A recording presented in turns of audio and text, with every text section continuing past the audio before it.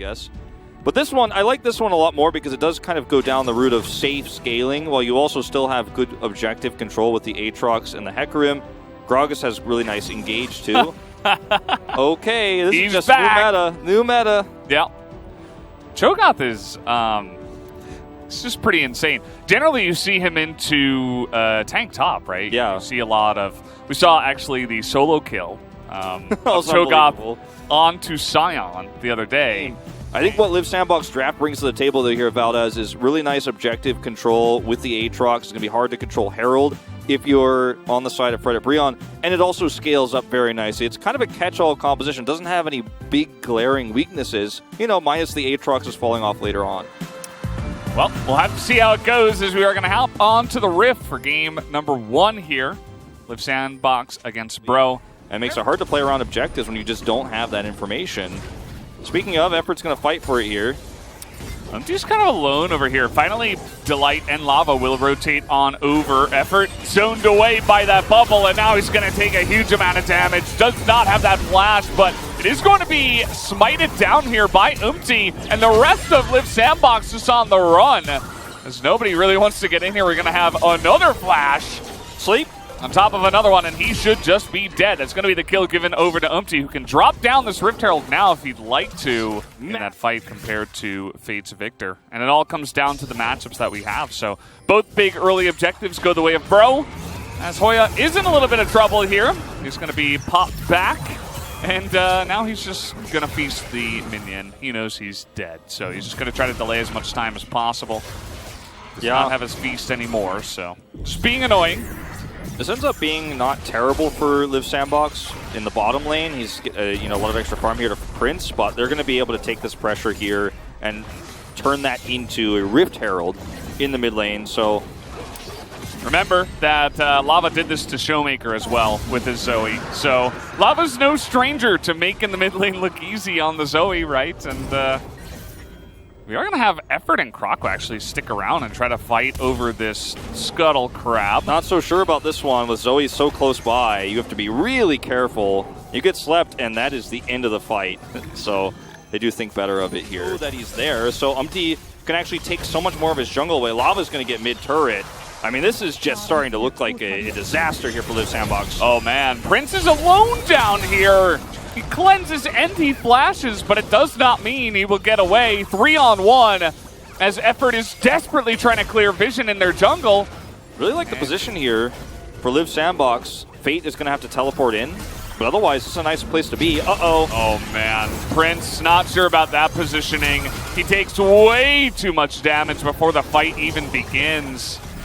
And you can see the counter engage here. Lava will take a bunch of damage. Delight is getting zoned out on the flank. Good cask is going to knock Hoya in. And now Summit is just a menace. Do they have the damage to burn through him is really the question. Lava's not landing the stuff that he needs to land in these team fights. That's actually going to be Bro backing off of that Cloud Drake. Effort. Probably looking for some word clearing and gets caught. It's pretty unfortunate.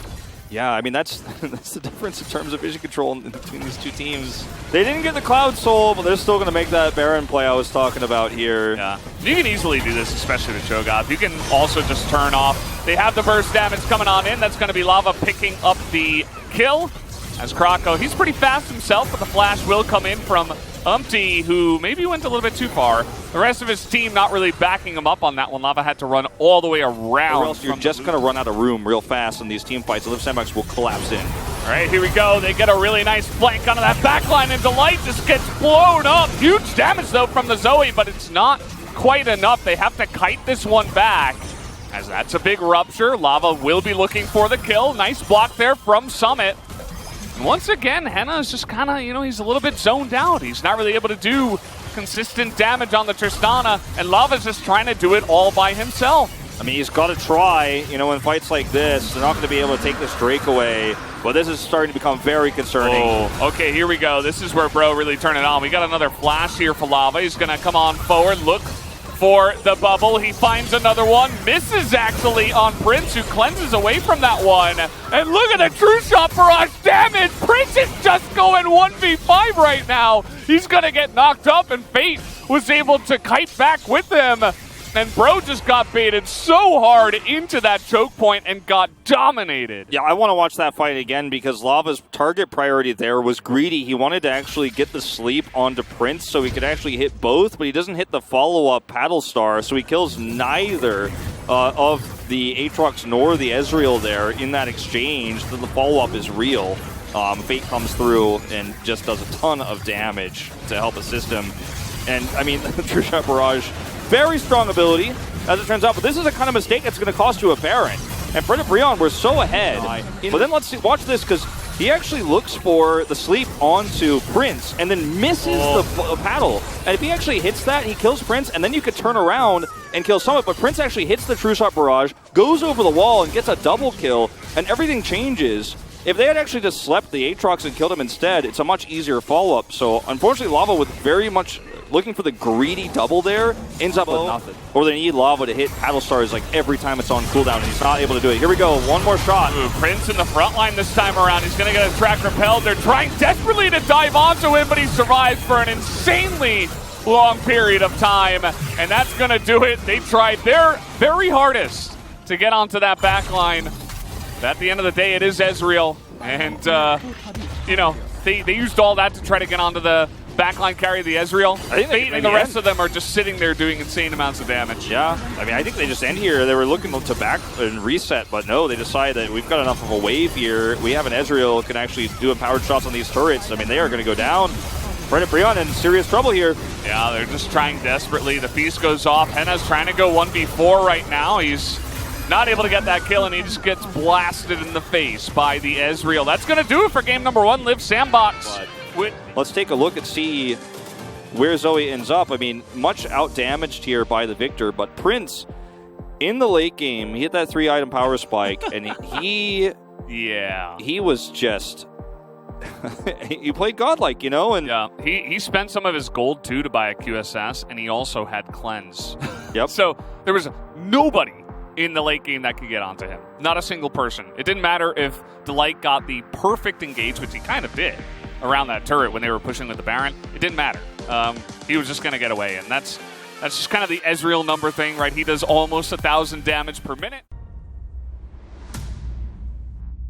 Properly, because the front to back was so good. The same rules apply to the Cho'Gath here. Is I don't know about this one. This is really pushing the edge here. They're going to put Galio in the mid lane. This is a very risky choice. He seems pretty excited about it, but I mean, into a Zoe, it's not a terrible matchup, but what are you really denying with your taunt? I mean, sure, there's Olaf here, Aatrox. You can sort of deny his ability to frontline and set up for some follow-ups, but this is very difficult to execute, the composition that Fred and Breon are running.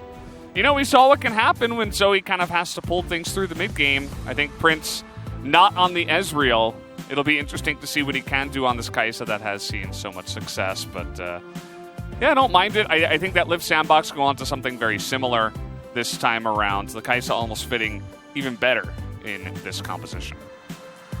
We shall see as we head into game number 2 here. A lot on the line.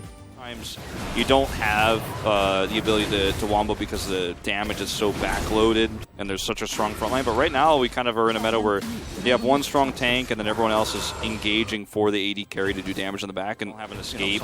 Or an AP mid laner who's trying to do consistent damage like a Victor, end up getting popped. Here's a fight. All right, they're just going to try to burst down Delight. He's getting a lot of value in there, and here comes the Galio. Not actually going to land a great taunt. He only gets onto the Croco, onto the Olaf, but he's still alive. And actually, Live Sandbox are dominating this fight so hard because the engage there from Bro was pretty lackluster. It's going to be pretty significant to have that on cooldown for every team fight. Or off cooldown, I should say. They're going to get this turret and maybe even more. Yeah, they're looking for it as he is going to block the dash there. And he takes an insane amount of damage, but it just doesn't matter. Empty behind the play. Could not catch up to that one. Not expecting the Galio to get dove. Croco maybe even looking for more here. Not sure about this one. He's got beast up. But with Faith here, actually, okay. There's a mini wave crashing too. The timing is not great, but I think they can still get him. They should be able to. I mean, Hecarim is nowhere to be seen, right? And the Cho'Gath is just so sad after that. So he's going to go down, and now immediately they just throw a teleport down on the bottom Look side. at Witch! Oh, man. Not even close to death. No fear. Yeah. Nice little Magnet Storm does come in, and Effort takes a lot of damage, and at least they'll trade 1 for 1. But that is not what you're looking for in response to Spread at Breon. Aw, Summit's teleport was so well timed. He knew there was a threat there. Prince, the Killer Instinct, was so safe. And yeah, I mean, it's a trade, but you need more. And what? Guys. And they are just making sure they can secure these kills and snowball these fights, close those gaps. Oh. Lava.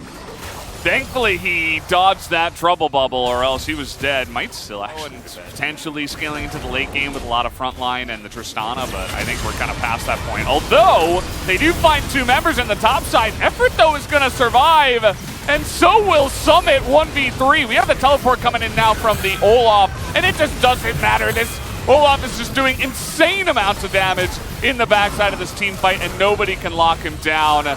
Galio teleports in and doesn't get much done, and Effort even survives. Hero's going to turn this fight around. No. Like, Fate is killing Henna! Dude, when Henna got the best fight you're going to get is Spread at Breon. You have the Magnet Storm into the Hecarim ult, and that's one of those combos I was talking about that Fred at Breon need to pull off. As Henna, this is just him getting extremely destroyed. Like, I mean, extreme potential. I want to see that 3rd game. And I thought their draft is hard to execute, but Liv Sandbox have so much of a lead now. Oh, boy. Well, Galio's great. See if that helps him out here. We do have the flash coming in from Prince. He finds himself a lot of enemies, and in fact, he will actually die here. So, Liv Sandbox, you know, trying to actually push the issue. The Magnet Storm comes in, but Delight didn't realize his team was down 11,000 gold. Still actually taking a decent trade at the end of the day as Bro. Unfortunately, the execution was off, and now the execution is perfect for Fate, basically. He's playing this so extremely well, and now he has the money to back it up. Oh, boy. Well, here we go. They're going to try once again. Delight's going to die before he can even engage, as Henna has to hop away. This is what I was talking about. It's so difficult to get away from Summit. At least he's got that blowback there from the Tristana, but everybody else died, so it doesn't really matter.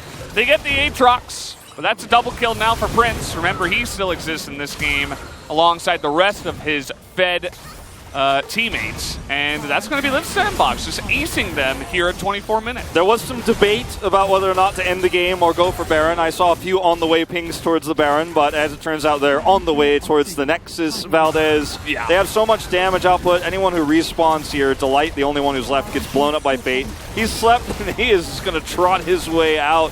This was a very huge turnaround from the early game we had for Fred at Breon in Game 1. Game 2, dominant from start to finish. We said they needed an early lead. I mean, it was a rough start in the first game, but their comp was played so well.